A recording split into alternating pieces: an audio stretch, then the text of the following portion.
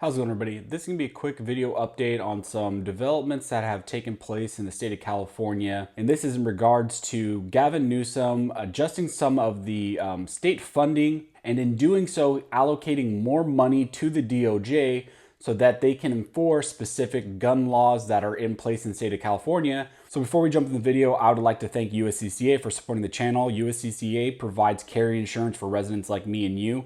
So if you would think that you would like to pick up carry insurance to protect yourself for the battle that comes after the fight, after you have to defend your life, you may have to do some sort of legal action or be engaged in some sort of legal action, and USCCA protects you during that battle. So if you would like to pick up some sort of carry insurance like this, I'll go ahead and pin a comment down below with a link to USCCA, and also there will be a link in the details if you would like to pick up some insurance for yourself. If you're not aware with the firearms precursor law that was proposed in AB 879 and was signed into action by Gavin Newsom, I'll put a tag up here and I have a video on it. It's one of my earlier videos, but it still has all the necessary information that you need to come to the law for the first time and understand exactly what it does. But in short, what it does is it creates a firearms precursor license vendor requirement and puts certain requirements on certain specific firearms parts, and that you have to go through a licensed vendor to obtain these specific firearms parts. The law as enacted was supposed to take effect July 1st, 2024.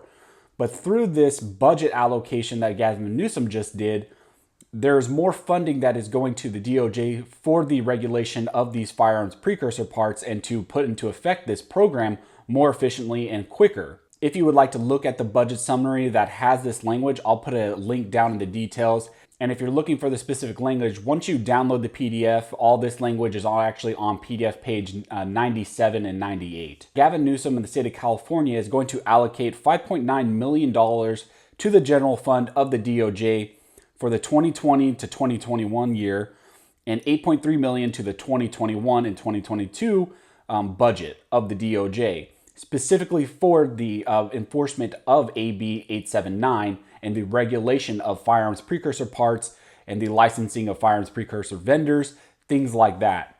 So they are specifically targeting AB 879 and putting money towards its enforcement. And so the importance of this, and the reason why I'm making this video, is because this law went into effect last year. It hasn't gotten a lot of attention because it was so far off. A lot of Californians don't like to focus on things that are so far off because it was supposed to go into effect 2024, July 1st.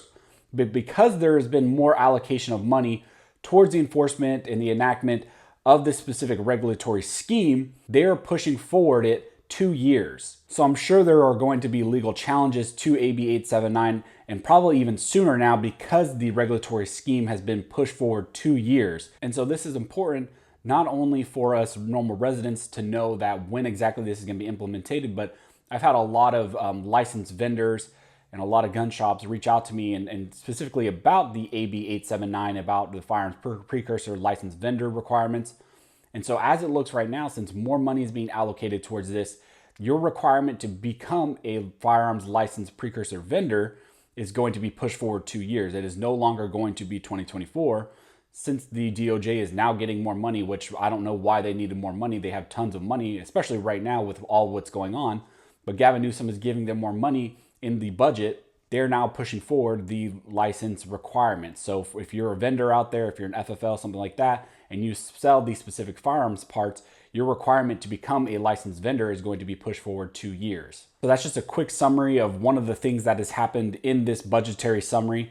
There are some other major things that it's doing, and I will cover those in another video, but I want to focus specifically on AB 879 and the firearms precursor parts and the firearms precursor vendor license part, because it is very important.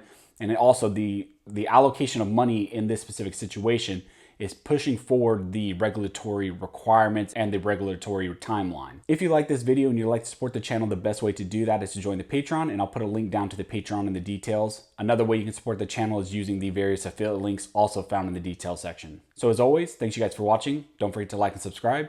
And never forget, a nation that draws a great distinction between its scholars and its warriors will have its laws written by cowards and its wars fought by fools.